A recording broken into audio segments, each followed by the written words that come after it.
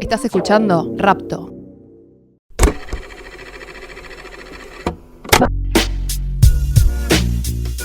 Bienvenidos una vez más a un nuevo episodio de Ejército Blanco. Les habla Lucas Paulinovich y como siempre estoy con Ezequiel Clerici. ¿Cómo va? Acá estamos, todo bien, por suerte. Un poco la jornada larga, así que un poquito cansado, pero con ganas de meterla al podcast. Sí. Antes de pasar al tema de hoy, que va a estar bien bueno. Los avisos parroquiales, Paulinovich. Los avisos parroquiales. Avisos parroquiales.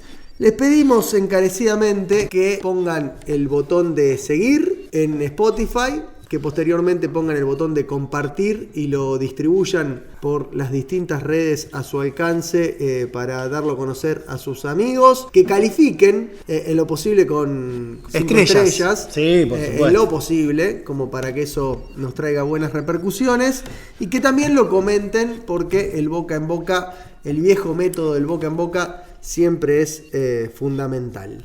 También nos pueden escuchar entrando a Rapto directamente en la página y también es una buena forma de acercarnos. El tema de hoy surge a partir de la última crónica perfil publicado en Iceberg, de autoría de mi compañero Ezequiel Clerici, que se titula El Buen Pastor y alude a la trayectoria, a la hoja de vida de Walter Gione, el, podríamos decir, primer político evangelista de la provincia de Santa Fe, y me atrevo a decir que uno de los primeros de relevancia en todo el país. En principio, para aquellos que no hayan leído todavía la crónica, que los invitamos que se suscriban también a Iceberg y la puedan leer, y puedan leer también los otros contenidos que les van a ir llegando a sus casillas de mail. ¿Quién es Walter Gione? Bueno, es una pregunta que yo también me hice en algún momento para tratar de entender al personaje. Yo cursé en TEA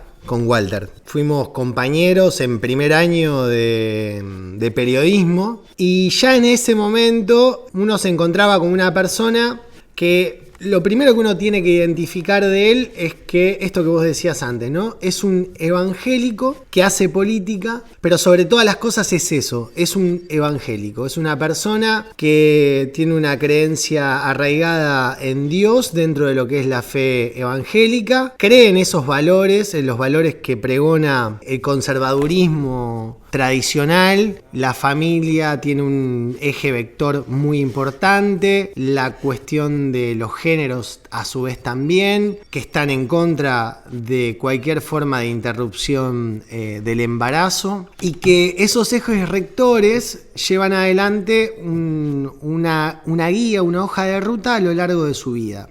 Walter ya desde muy pequeño entendió que a la iglesia evangélica habría que abrirla hacia la sociedad, porque lo que él me cuenta en un momento era que él sufría mucho de lo que hoy se conoce como bullying en la escuela primaria, sobre todo en la Meguino, producto de su fe religiosa, que no entendían sus compañeros esa fe. Sobre todo al momento de, viste, cuando vos sos chiquito y vas a la escuela y te preguntan de qué trabajan tus papás. Bueno, los padres de Gione trabajan de pastores, son pastores. Tienen esa vocación a lo largo de su vida porque a su vez vienen de familias evangélicas pioneras en Santa Fe, en la fe evangélica. Ellos están dentro de la rama pentecostal sueca, que tiene sus particularidades a diferencia de la norteamericana. Son más cerrados, inclusive te diría más conservadores que los norteamericanos, que tienen una forma más abierta por ahí de expresar esa fe. Por lo menos eso es lo que yo entendí de lo que me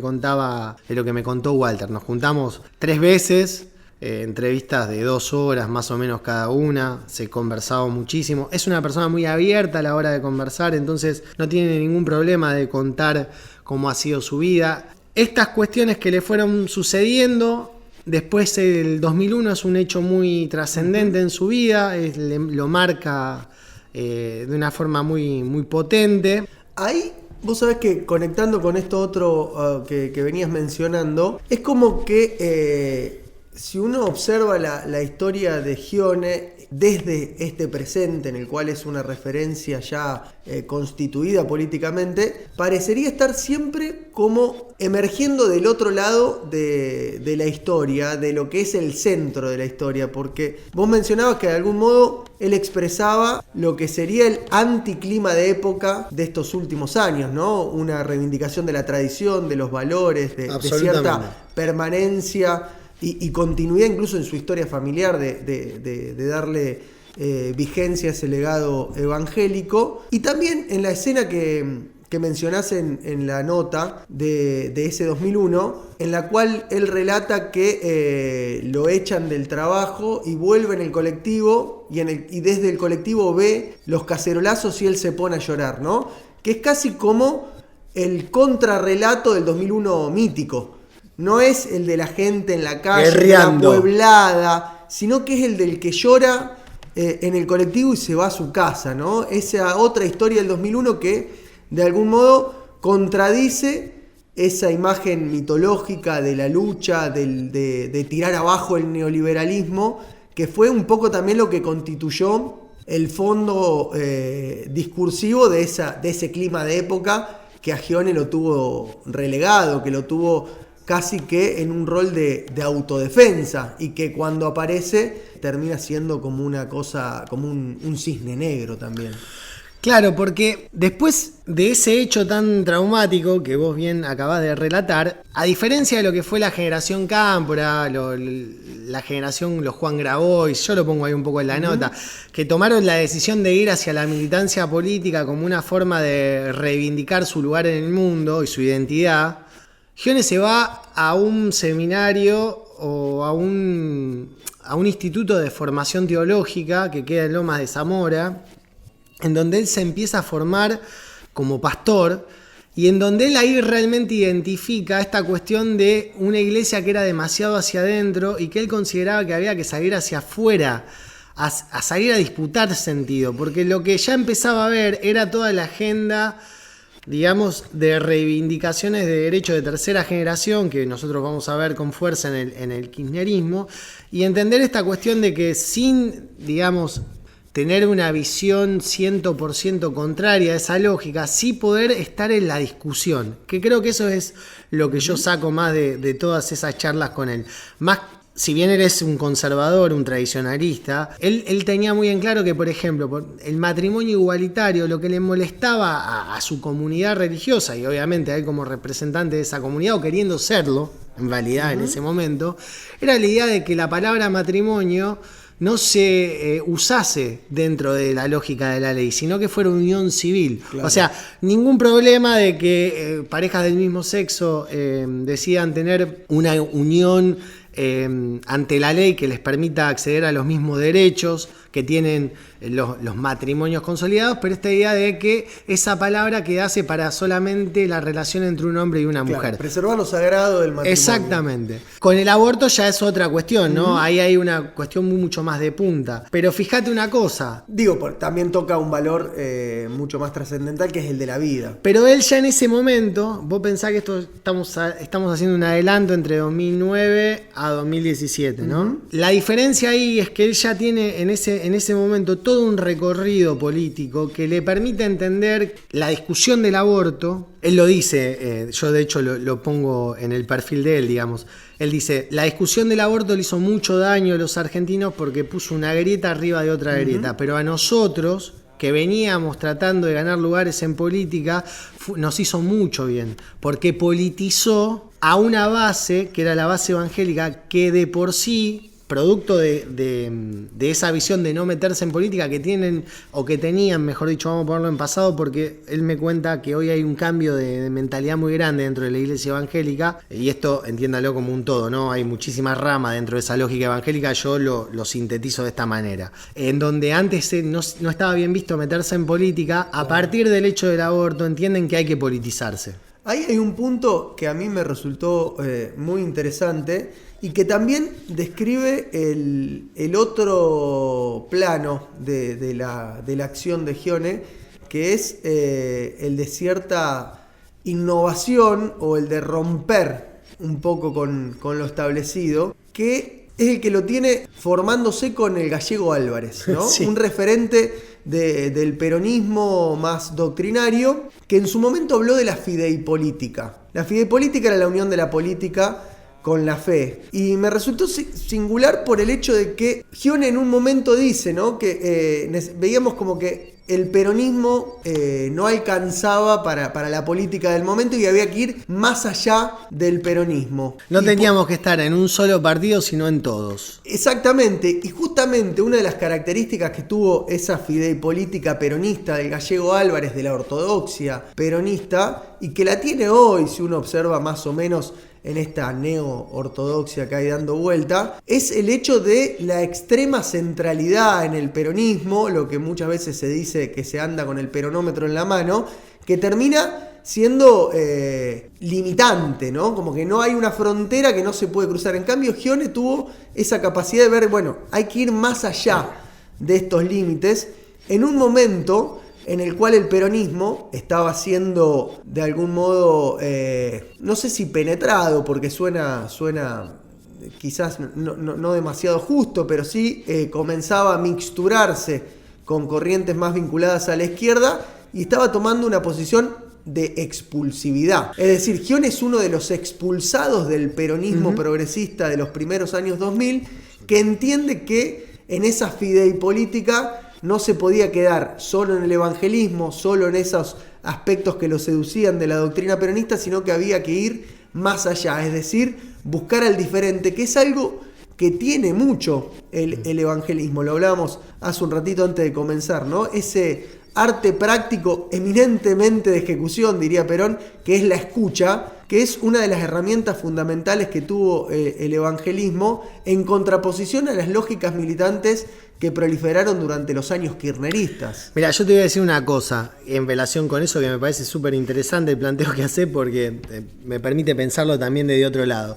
Me parece que lo que tiene clarísimo un tipo como Schione, que viene de ese evangelismo tan duro, digamos, y que aparte lo trae de familia, o sea, el tipo nace en un ambiente así que es muy distinto y nace en una familia importante dentro de las ramas evangélicas de la ciudad de Rosario en particular, que es el Ministerio Jesucristo Pan de Vida, es que él ya tiene una doctrina. Entonces, esa lógica que hoy vemos que el peronismo está buscando desesperadamente, como volver a una fuente, volver a una raíz, o sea, volver a una doctrina que desde la lógica de Moreno se rompe después de la muerte de Néstor Kirchner, digamos, de la década, lo que él califica como la década ganada, y que a partir de ahí es esta infiltración, digamos, de los sectores de izquierda, progresista, socialdemócrata, bueno, todo lo que dice ya sabemos de Moreno. En Schione está tan clara esa doctrina que no necesita ir a un partido tradicional para entrar en política. De hecho, no lo hace, para mí, desde mi punto de vista, porque entiende que es un sistema de domesticación con lógicas que no son de lo sagrado. Entonces, para sostener eso que lo mueve y que es su base fundante, que es lo sagrado del Evangelio, él entiende que puede ir sorteando por distintos partidos de alquiler, como puede ser UNITE de Bonacci, como la Alianza Espacio Grande o Frente Grande, no me puedo acordar ahora el nombre, en donde él lo que está buscando todo el tiempo es de qué manera él entra a la corporación política, pero bajo sus propios términos. Porque lo que él tiene, a diferencia del resto de los políticos que necesitan una estructura de un partido tradicional, es que tiene los fierros. O sea, tiene gente y tiene unidades básicas, que son las iglesias evangélicas, que están diseminadas en todo el territorio, no solamente provincial, nacional. Algo que me cuenta Carlos Cosia, que fue concejal por la ciudad de Rosario y que fue con la primera experiencia política exitosa que hace Schione y que llega al consejo como asesor, no logra entrar, pero sí entra Carlos Cosia, es que cuando van a la campaña del año 2015 y creo que también de 2017, ahora se me confunden las fechas, que van por la Diputación Provincial de Cosia, con el acuerdo de que si él lograba esa diputación, Schione se quedaba con la concejalía. Lo que cuenta Cosia es que él tuvo la posibilidad de hablar frente a miles de personas a lo largo y ancho de toda la provincia, porque a donde iban con Gione era una iglesia evangélica y había fieles que estaban dispuestos a escuchar a la persona que traía ese pastor. Digo, esa capacidad de escucha, esa capacidad de reunir gente, es lo mismo que ve Puyaro en la campaña de 2023. Que hay una representación genuina en el sentido de que se busca representar lo que la gente es, Exacto. no un ideal, que por ahí es una lógica también muy propia de cierto pensamiento de izquierda. En su momento era el obrero idealizado, hoy por ahí se caracteriza con algún perfil bien pensante. Y de algún modo Gione en ese sentido es un reaccionario, pero un reaccionario podríamos decir hasta en el buen sentido, porque de algún modo lo que hace él es reaccionar ante ese autoritarismo bien pensante que en esa época se imponía. Y esa campaña que vos decís en el año 2015 es muy singular porque es el año, por un lado, de emergencia de fenómenos como el Ni Una Menos y el año en el que pierden frente al Frente Social y Popular, es decir, frente a Carlos Delfrade. Sí. Una expresión viva de eso que en ese momento de algún modo se confundió como hegemonía, pero porque se controlaba la mayor parte de los aparatos ideológicos, se podría decir los medios, la universidad, pero que no era una preeminencia cultural, sino que por debajo seguía subsistiendo eso otro que tenía que ver con una cuestión, si se quiere, más conservadora, que cuando aparece se lo ve deforme, se lo ve como que atrasa, ¿no? Y en ese sentido a mí me resultó muy singular esa cuestión ese punto del 2015, ¿no? Porque es casi que emblemático. Pierden contra el que en ese momento parecía que era lo que se llevaba todo puesto. Y sin embargo, por debajo eso continuó y termina surgiendo vencedor unos años posterior. ¿Y por qué? Porque la tradición es lo que subsiste siempre. Es esa línea que no cambia con la moda, con un momento histórico, sino que se sostiene en el tiempo. Y eso mismo, además, es lo que yo entendí, por lo menos en la lectura que yo hago, de por qué él tampoco busca partidos tradicionales para insertarse en política, porque la disciplina partidaria, producto de tu falta de fierros políticos, te obliga, digamos, a domesticarte frente a la estructura del partido. Bueno, claro. Gione no hace eso, porque su doctrina, su tradición, sabe o entendía que con el tiempo le iba a dar ese lugar que estaba buscando. Y ahí hay algo que tiene que ver también con estas diferencias de moral, entre la moral progresista de ese momento y la moral del Evangelio, en donde hay una diferencia clara de exigencia. La moral progresista es sumamente exigente, ¿no? En esta lógica del fíjate de qué lado de la mecha te encontrás. En cambio, el evangelismo te pide solo creer. Y ahí me parece que hay un factor que es interesante, que es la condición paraestatal que tuvo el evangelismo, que no fue contra el Estado, sino que sucedió al paralelo del Estado, simultáneamente. En los fue lugares que el Estado dejaba de tener un rol presente. Porque ese Estado terminó teniendo una militancia estatal que era sumamente demandante respecto a los consumos culturales, a las relaciones y contactos que desarrollar. Incluso controló el lenguaje, había que ser portador de unas determinadas ideas y de un determinado esquema conceptual y aplicarlo sucesivamente. En cambio, en el evangelismo solo había que creer y entregarse a la fe, ¿no? Y de algún modo cambiaban también los roles del liderazgo, porque el líder evangélico, si bien es el que habla, de algún modo lo que está haciendo es transmitiendo la palabra de Dios. Por lo tanto, hay otro plano que es distinto al del liderazgo político, de esa militancia estatalizada, en la cual se jugaban otras lealtades, que terminó enviciando a las prácticas políticas que estaban por debajo de esa militancia estatal, y sucedió lo que, bueno, hoy sucede con ese espacio. Igual ahí yo te agrego algo, ¿no? Como para sumar, para discutir. Yo creo que las dos son comunidades cerradas. La diferencia, desde mi punto de vista, es que la doctrina evangélica no se modifica porque deje de haber un pastor delante del estrado y pase a haber otro. Claro. Que en la política eso sí sucede, ¿no? Entonces, el peronismo, en esta capacidad camaleónica que tiene, también a su vez es un limitante, porque no te permite sostener una doctrina a lo largo del tiempo, sino que depende de quién esté, puede estar Menem, y esa doctrina tiene matices neoliberales, viene el kirchnerismo, que en su fase cristinista, digamos, es todavía mucho más radical en su concepción de la centroizquierda y de la socialdemocracia. Diría el turco Asís, es un partido de poder y por lo tanto el poder es el que cifra las claves de la ideología. Exacto, y esto es al revés.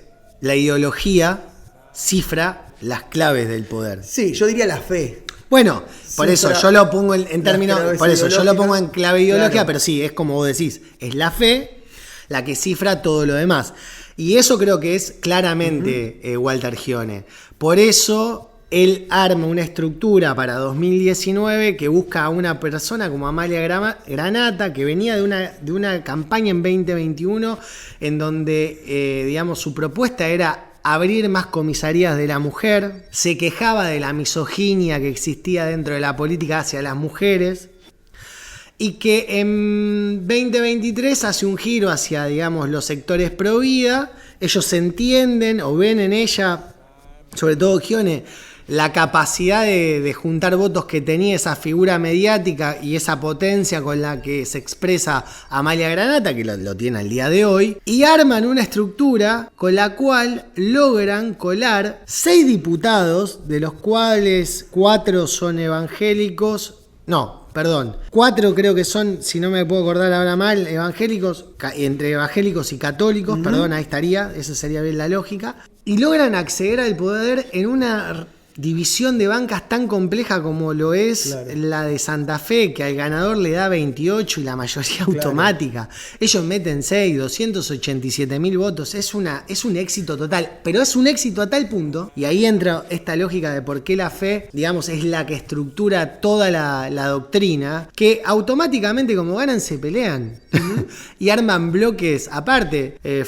Florito se va con Amalia Granata y hacen un bloque Somos Vida, y Armas Belami, Mayoraz, Scione y Argañarás arman Somos Vida y Familia, y después ellos mismos dentro de ese bloque se siguen desgranando, y ahí es donde Scione desarrolla, producto ya de haber llegado a esa estructura política que es llegar a una diputación provincial, arma el Partido 1, que es una nueva oportunidad, que es el primer partido evangélico nacional, que es claramente un partido religioso. Claro, hay dos cosas. Una que está ligada a la conveniencia electoral y que tiene que ver con la virtud de cómo usar esa conveniencia electoral, digamos, lejos de plantear esto como una cuestión peyorativa y negativa, sino el hecho de el uso de la conveniencia como una virtud política, que está ligado a otro sesgo evangélico, que es el perdón. A diferencia en este juego de espejos y contrastes con lo que era el clima de época en el que emerge Scione, que era inquisitivo, la moral progresista, el pasado es condenatorio. En este caso, con Amalia Granata se ve claramente ese perfil perdonador, ¿no? Compasivo. Es decir, el pasado no importa en el presente. Lo que importa es el encomendarse a la palabra de Dios, ¿no? Digo, por algo también los evangelistas han tenido tanta llegada con los cultores del pecado como los delincuentes de las distintas sociedades.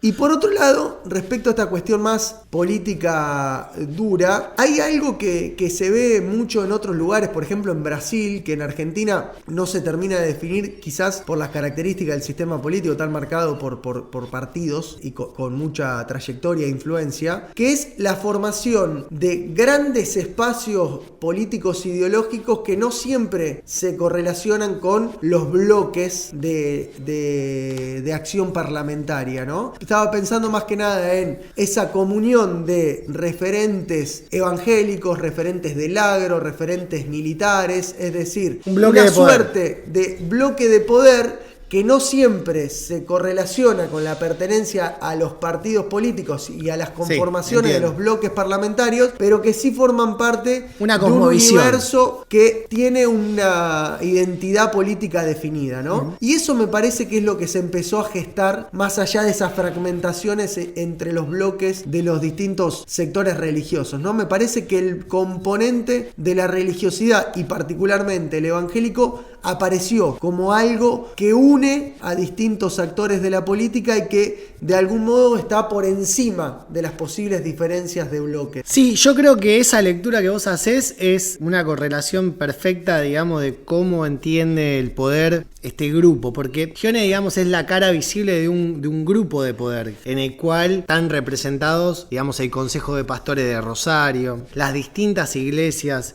evangélicas de la ciudad. Él me hablaba mucho de que hay un cambio generacional muy grande, se han muerto pastores muy importantes dentro de la comunidad y quienes han tomado la bandera de esos hombres y esas mujeres han sido sus hijos, que son más jóvenes, que han entendido con el paso del tiempo de que si ellos quieren sostener el estilo de vida que tienen que estar participando en política, y para participar en política necesitan un espacio propio. Yo creo que el que lo entendió a la perfección y inclusive lo entendió cuando eso era rechazado por su propia comunidad es Walter Gione, que a su vez el que primero para mí ve eso e incita a que Gione lleve adelante su carrera política es su padre, Aníbal Gione, que es, digamos, lo que se conoce como un apóstol evangélico y un hombre muy importante dentro del Consejo de Pastores de Rosario. Se le dice apóstol a la persona que ya maneja congregaciones, digamos. Un pastor maneja una congregación, un apóstol maneja varias congregaciones. Vos contás una experiencia en la cual viajan a Brasil y al padre asisten a una misa, viajan de vacaciones a Brasil, asisten a una misa y al padre lo reconocen y lo hacen pasar al frente a sentarse entre las celebridades, digamos, y que eso le causó un fuerte impacto. Sí, claramente Walter tiene una fascinación con el poder, habla de eso constantemente, de las personas que lo han impactado, lo impacta la figura del Tigre Caballero cuando él va por primera vez con la escuela de muy chico al Palacio de Leones y se lo cruza, ese porte, esa cuestión de una persona con poder, le llama mucho la atención y creo que son todos hechos, el hecho de ver a su padre delante de feligreses y tener esa influencia en esa comunidad. Me parece que todas esas cuestiones lo fueron moldeando a él para entender, digamos, que su lugar iba a ser la acción política. Tal vez porque él como pastor no es una persona tan carismática y potente como tal vez el resto de sus hermanos, que también son pastores, o su propio padre.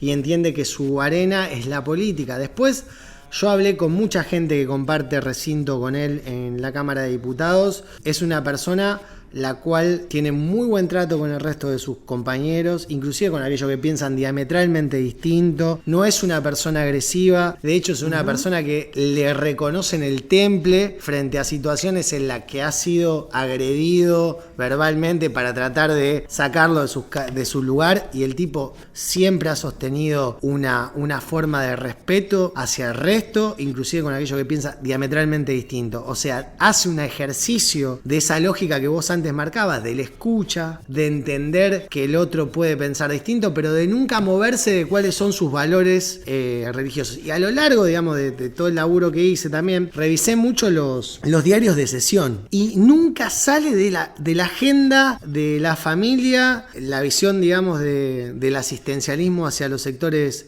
que la están pasando mal, de sus quejas en contra del aborto cuando se sacaba alguna resolución para que el Congreso lo trate favorablemente. Una persona que le ha reconocido al socialismo el programa Una Nueva Oportunidad, que ha valorado eso. O sea, hay una línea que no se mueve y en relación a cómo se mueva la política, ellos siempre están marcando la cancha de esto no, esto sí, esto no lo queremos.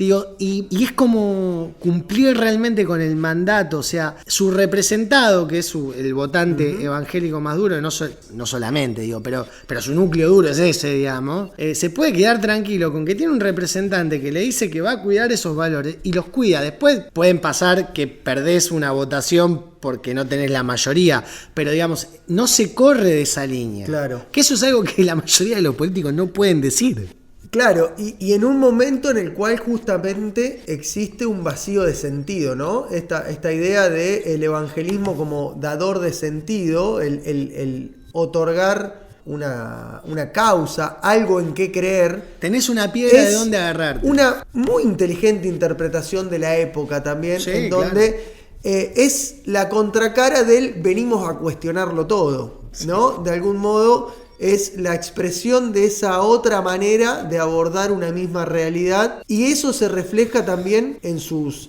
áreas de acción política, ¿no? Porque si lo traemos al presente con este acercamiento de Puyaro a él o de él a Puyaro, pero que en yo definitiva creo que son los dos. hay una confluencia. Son los dos. Es el responsable de APRECOD, adictos y justicia penal juvenil, es decir, jóvenes delincuentes. Todo lo que queda al margen, todo lo que cae en el error, en el vicio, en lo disvalioso, es el objeto con el cual él hace política en el buen sentido. Es decir, se acerca a escuchar, que es algo que trae el evangelismo casi que en su background histórico en la Argentina, pero que termina siendo una definición de cómo entender la política. Sí, aparte vos date cuenta de algo que creo que es lo que le valora también tanto Puyaro, ¿no? Que es esa ética inquebrantable de los valores en los que creen, en los que preguntan, esto sin carga valorativa, cada uno puede tener la visión que quiera de los evangélicos, de la política, me parece al margen. Yo intento interpretar lo que yo veo que le reconoce el gobernador Puyaro, que le puede entregar esas áreas con la tranquilidad de que van a hacer el trabajo que le dicen que van a hacer. ¿Se entiende lo que voy? Digo, no se va a encontrar con otra cosa que no sea esa. Y creo que en ese margen, aparte un tipo que es devoto, es un católico devoto, como es, digamos, Puyaro, por lo menos es lo que me han comentado y lo que uno puede ver públicamente, es una persona creyente que practica, digamos, que es católico. Entonces le oferta esos lugares con la tranquilidad de que van a hacer la labor que le dicen que va a hacer. Sí. Digamos. Y con la garantía de que al menos hasta ahora, y este es quizás su principal punto débil, no tienen un pensamiento y una propuesta que vaya más allá de su ámbito, de su hábitat acostumbrado, ¿no? Ese es un gran tema. No tiene una ética protestante en el sentido más beberiano capitalista. Eso está buenísimo porque me parece que es un punto clave, que yo lo hablaba con mis colegas que un poco funcionan como editores, que son Germán de los Santos y Andrés Condi, que yo decía, bueno, hasta acá, todo esto que describimos, que es como ellos construyeron poder hasta este punto, tiene para mí un límite, que es, si vos querés ampliar tu base electoral, vas a tener que salir a decir tal vez cosas que van en contra de esa doctrina a la que vos te aferrás como punto basal, inclusive de toda tu carrera política. Entonces, la duda que me genera a mí es si tienen la capacidad para dar el salto de plantearse como alternativa de gobierno, o sea, pasar de un legislativo a un ejecutivo, o si lo que van a hacer en realidad es consolidar todos estos lugares de poder dentro del Estado para poder seguir ejerciendo influencia a la hora de la toma de decisiones y a la hora de establecer políticas públicas. Porque haberle dado a Precod implica también de que Schione trae gente del evangelio, digamos, de los sectores evangélicos a ocupar lugares dentro de esas estructuras, digamos. Y eso también es una forma de ir colonizando ciertos sectores del Estado para sostener y cuidar, digamos, aquella doctrina que los mueve a lo largo de su vida. Claro, hay que ver cómo lo afecta también por esta cuestión de la paraestatalidad que hablábamos hace un rato, ¿no? El evangelismo está acostumbrado a actuar en relación con el Estado, pero a un costado. En este caso es desde dentro. Bueno, yo creo que eso es lo que Walter comenta, que él lo que nota es que hay un cambio de mentalidad en los sectores evangélicos, que están empezando a entender de que si ellos quieren, sobre todo, cuidar ese estilo de vida que ellos tienen que formar parte del Estado. Formar parte en el sentido de que tienen que estar dentro de la discusión de la estatalidad, dentro de la discusión legislativa. Y me parece que ese cambio se está dando, como todo, a lo largo de la carrera de Walter, lentamente. Es un tipo que ha tenido la paciencia suficiente para crecer y ganar esos lugares.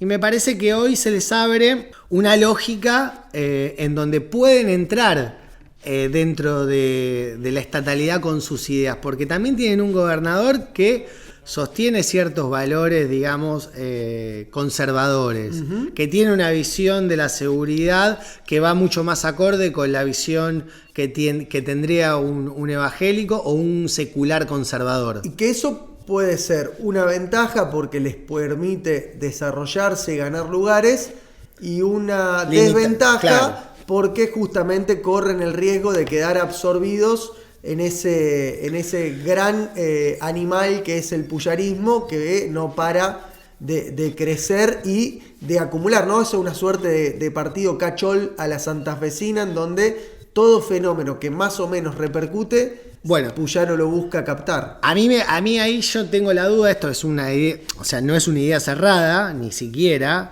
Pero yo no sé si, no es que no se quieran dejar comer por ese animal que es Puyaro y que va por el cachol, sino que creo que están cómodos en esa lógica.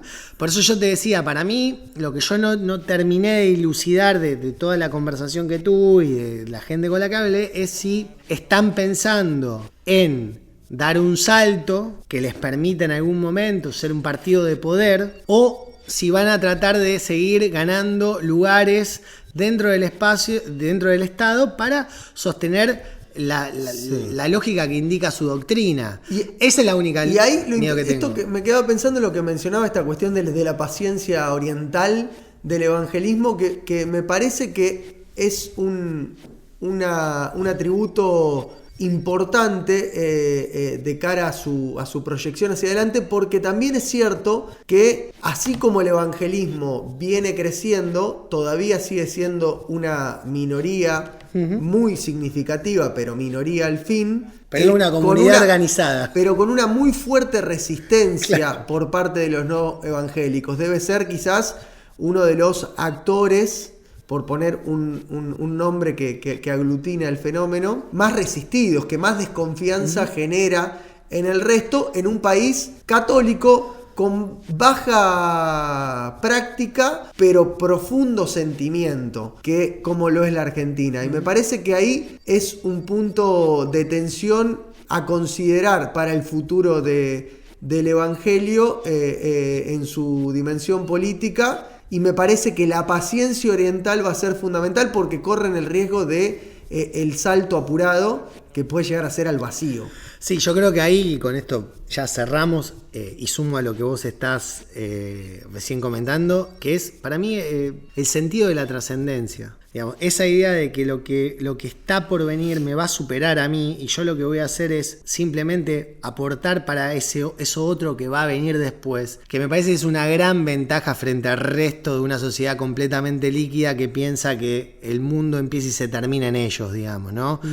Como nos pasa hoy con las generaciones más jóvenes, que digamos antes de ellos no existió el mundo y el mundo empieza a existir a partir de ellos. Creo que esa lógica de la trascendencia es la que te da paciencia, la que te da una mirada mucho más mesurada y pensante de lo que está sucediendo. En cambio, esta idea de que si el mundo se termina conmigo, tengo que hacer todo ya, porque si no lo hago ya y me pierdo algo, digamos, no va a volver nunca más y me lo perdí y va a ser angustiante y voy a tener que tomar un clonazepam para poder seguir sosteniendo mi vida. Bueno, no tienen esa lógica y me parece que eso es algo a tener muy en cuenta. Lo que sí termina es este episodio de Ejército Blanco, pero va a trascender porque van a venir nuevos episodios. Antes de despedirnos, les recordamos que compartan a todos sus conocidos, lo comenten, póngannos seguir en Spotify, dennos una calificación positiva para ayudarnos, y también ingresen a la página de Rapto, nos pueden escuchar por ese medio, y en definitiva ayúdennos a que se multiplique háganos llegar comentarios y todo lo que corresponda. Ha sido un gusto ese. Lo mismo digo, Lucas. Nos vemos en el próximo episodio de Ejército Blanco. Estás escuchando Rapto.